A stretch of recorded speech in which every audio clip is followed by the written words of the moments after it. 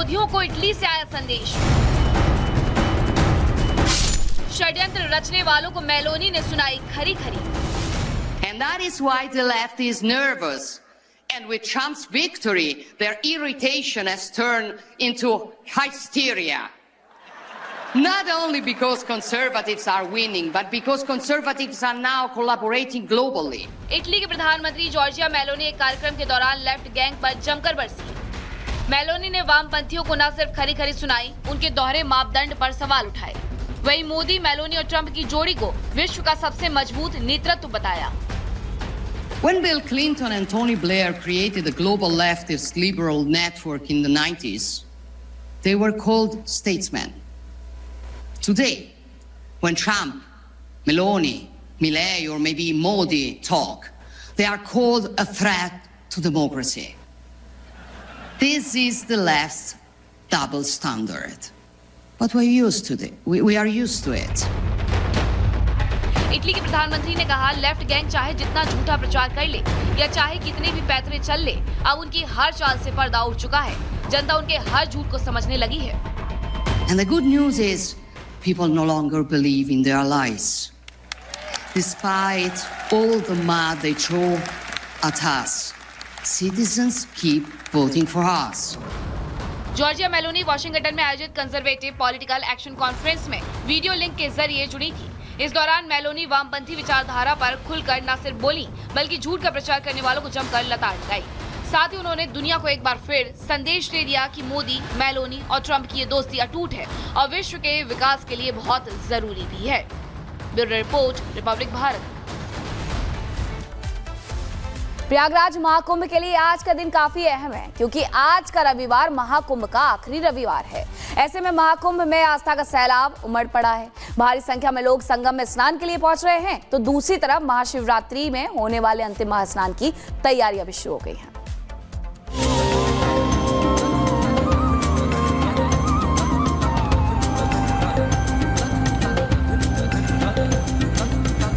प्रयागराज महाकुंभ में चारों दिशाओं से श्रद्धालुओं का आना जारी है। मनोकामना एक ही कि पवित्र संगम में जाकर आस्था की डुबकी लगाए, और जब महाकुंभ अंतिम पड़ाव में हो तो आस्था का सैलाब अपने चरम पर पहुंच जाता है। महाकुंभ जो है वो समापन की ओर अग्रसर हो रहा है, कुछ ही दिन शेष रह गए हैं, लेकिन यहाँ पर जो श्रद्धालु पहुंच रहे हैं उनकी संख्या ऐसा देखकर लगता नहीं है कि यहाँ पर जो महाकुंभ है वो समापन की ओर आगे बढ़ रहा है, क्योंकि जो तांता यहाँ पर श्रद्धालुओं का घाटों पर लगा हुआ है ये लगातार हम दिखा रहे हैं। 60 करोड़ के पार ये आंकड़ा पहले ही जा चुका है, और अब भी आप देखिए घाटों की जो तस्वीर है यहाँ पर वैसे ही जस के तस नजर आ रही है, और यहाँ पर श्रद्धालुओं का, भक्तों का आने का जो सिलसिला है वो अभी भी जारी है।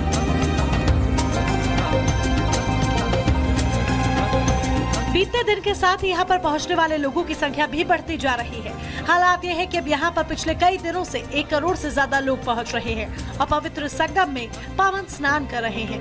कोई डर नहीं, किसी प्रकार का कोई भी डर नहीं। यहाँ आराम से आ गए? बिल्कुल आराम से आए हैं। बाई रोड आए ट्रेन से? बाई रोड, अपनी गाड़ी से। तो आप जाम में थोड़ा फंसे होंगे, दिक्कत हुई? नहीं, थोड़ा बहुत तो हल्का बड़ा जाम तो है, इतनी पब्लिक आएगी तो बाद सब गायब हो जाएगा। एक स्नान हुआ, सब फ्री। जो ये महाकुंभ का पर्व है, योगी सरकार ने ऐसी व्यवस्था करके दिखा दी, प्रशासनिक व्यवस्था, शायद अंतर्राष्ट्रीय स्तर बढ़िया व्यवस्था नहीं हो सकती। प्रयागराज महाकुंभ में 26 फरवरी को महाशिवरात्रि के अवसर पर अंतिम पवित्र स्नान होगा। इस मौके पर संगम में डुबकी लगाने के लिए श्रद्धालुओं की काफी भीड़ उमड़ रही है। मेले का अंतिम वीकेंड होने की वजह से भक्तों का रेला लगा है। हम लोगों का अनुभव बहुत अच्छा है, बहुत अच्छी सुगम व्यवस्था है, और बहुत श्रद्धालु हैं, भीड़ है, और नियंत्रण बहुत अच्छा है, और सभी कुछ हो गया। हाँ, जबरदस्त स्नान करके। अरे पूरी थकावट दूर हो गई, पूरी रात का स्नान हो गया, बहुत अच्छे से स्नान। से आ रहे हैं? कानपुर से आ रहे हैं। कानपुर से आ रहे हैं? पैदल खूब चलना पड़ा? हाँ, पैदल चलना पड़ा, पर कोई बात नहीं, सरकार के हिसाब से बहुत बढ़िया। हर हर गंगे के बाद सब हाँ, सारी थकान दूर हो गई। लोग कई किलोमीटर तक पैदल चल रहे हैं। सड़कों पर लंबा जाम है, रूट डाइवर्ट कर दिए गए हैं।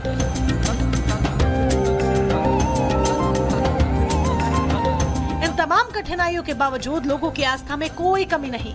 लोगों की श्रद्धा और आस्था का ध्यान रखते हुए तमाम प्रबंध किए गए हैं।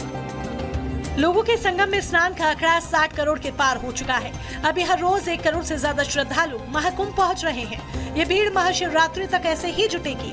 लोगों की संख्या 65 करोड़ तक पहुंचने का अनुमान है। महास्नान पर ज्यादा भीड़ जुटने पर यह आंकड़ा 70 करोड़ के पार भी पहुंच सकता है। कहा जा रहा है कि 26 फरवरी तक यानी महाशिवरात्रि तक यह आंकड़ा 65 करोड़ के ऊपर चला जाएगा। कहीं न कहीं इतना बड़ा जो आयोजन है, धरती के किसी भी क्षेत्र पर, किसी भी स्थान पर इतना बड़ा सांस्कृतिक धार्मिक आयोजन अब तक नहीं हुआ है जो प्रयागराज महाकुंभ में हुआ है। आप देख सकते हैं कि किस तरह से यहाँ पर भक्तों का जो मेला है वो दिखाई दे रहा है। भक्त लगातार यहाँ पर चले आ रहे हैं। चारों दिशाओं से, देश के सभी राज्यों से, कोने कोने से लोग यहाँ पर आ रहे हैं। प्रयागराज महाकुंभ पहुंचने वाले भक्तों का रैला रामलला के दर्शन के लिए अयोध्या भी पहुंच रहा है।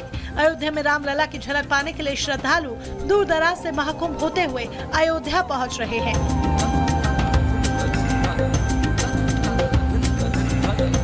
महाकुंभ की दिव्यता और भव्यता केवल भारत तक सीमित नहीं है, बल्कि दुनिया भर के श्रद्धालु इस आयोजन का हिस्सा बन रहे हैं। प्रशासन का अनुमान था कि 45 करोड़ लोग इस आयोजन में हिस्सा लेंगे, लेकिन अब तक ये संख्या 60 करोड़ को पार कर चुकी है। सिर्फ प्रयागराज ही नहीं, कुंभ पहुंचने वाले श्रद्धालुओं का तांता अयोध्या और काशी में भी नजर आ रहा है। Bureau report, Republic Bharat. और उधर महाकुंभ में लगातार देश दुनिया से श्रद्धालुओं के पहुंचने का सिलसिला जारी है और सीएम योगी आदित्यनाथ की तरफ से ये बड़ी बात कही गई। उन्होंने कहा है कि संगम में आज 62 करोड़ लोग स्नान कर लेंगे। उन्होंने कहा कि 60 करोड़ से ज्यादा सनातनियों ने अभी तक आस्था की डुबकी प्रयागराज में लगाई है, क्योंकि लगातार जो आस्था है लोगों की वो उमड़ रही है। जो तमाम लोगों के पहुंचने का डुबकी लगाने के लिए प्रयागराज में सिलसिला थमता नजर नहीं आ रहा। अगर हम भारत की बात करते हैं तो पूरे देश के अंदर या पूरी दुनिया के अंदर 120 करोड़ सनातन धर्मावलंबी है। 120 सनातन धर्मावलंबी का मतलब आधा सनातन धर्मावलंबी तो यहाँ पे आस्था की पवित्र डुबकी लगा चुका है। उससे ज्यादा लोगों ने डुबकी लगा दिया है और आधे से अधिक लोगों ने डुबकी लगाया। यानी एक परिवार में अगर 4 से 5 सदस्य माने तो एक परिवार के कम से कम 2 से 3 सदस्यों ने आस्था की पवित्र डुबकी में भागीदार बन लिया। यानी हर परिवार इस आयोजन में भागीदार बन रहा है और आज इन पूज्य संतों का आशीर्वाद इस आयोजन को प्राप्त हो रहा है। मैं इस अवसर पर उन्हें हृदय से उनका अभिनंदन करता हूं, उन्हें आश्वस्त करता हूं कि सनातन धर्म के लिए, देश के लिए जिस भी प्रकार के योगदान की आवश्यकता पड़ेगी, हम लोग पूरे प्राणपण से जुट करके उस आयोजन को सफलता की एक नई ऊंचाई तक पहुंचाने में अपना योगदान देंगे। और अब बात करेंगे महाराष्ट्र और कर्नाटक के बीच उपजे विवाद को लेकर के, जो कि भाषा को लेकर के है। क्योंकि कर्नाटक के बेलगावी में एक बार फिर से ये विवाद देखने को मिला, जहां बस ड्राइवर पर यह दबाव बनाया जा रहा था कि वो कन्नड़ बोले। जब वो कन्नड़ नहीं बोल पाता है तो ड्राइवर की बस पर कालिक पोत दी जाती है। महाराष्ट्र में भी लोगों में इस बात को लेकर के आक्रोश है।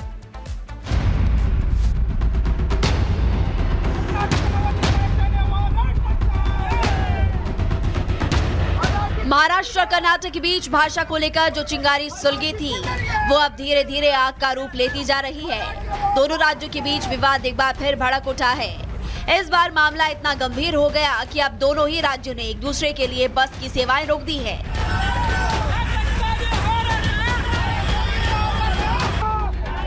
आरोप है कि शनिवार को जब महाराष्ट्र की परिवहन बस कर्नाटक के बेलगावी पहुंची तो वहां कुछ लोगों ने गाड़ी को रोककर ड्राइवर को मराठी में बात करने से इनकार किया और कन्नड़ में बात करने के लिए कहा।